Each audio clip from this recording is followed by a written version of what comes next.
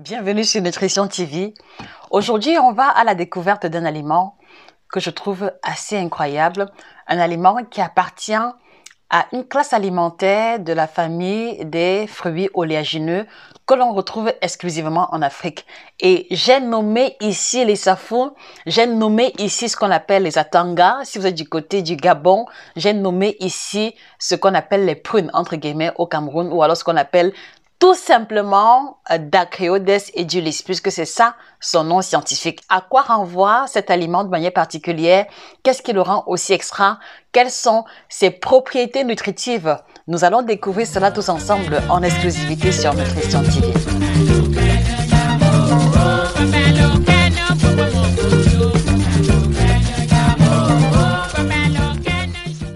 Alors, je vous l'ai dit à l'entame, il s'agit d'un fruit oléagineux. Il s'agit d'un fruit oléagineux qui est très consommé en Afrique et très connu en Afrique centrale parce qu'il se mange soit cuit à la vapeur, soit cuit sous la cendre. Et cela me renvoie à des souvenirs de vacances avec ma grand-mère.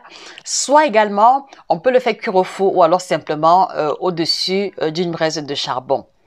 Alors, c'est un fruit oléagineux parce qu'il va contenir doublement et les protéines et les lipides.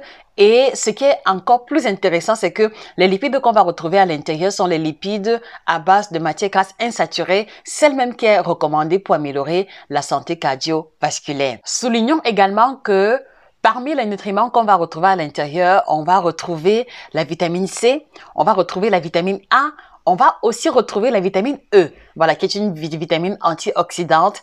Et au-delà, on va aussi avoir beaucoup de sels minéraux tels que le calcium, le phosphore, mais également le magnésium et plusieurs autres, même s'ils sont présents en teneur faible ou alors à l'état de trace. Et je voudrais aussi mettre en lumière le fait que ce fruit oléagineux va contenir beaucoup de fibres, ce qui va faire de lui un aliment très intéressant pour les cas de constipation. Et cette même teneur en fibres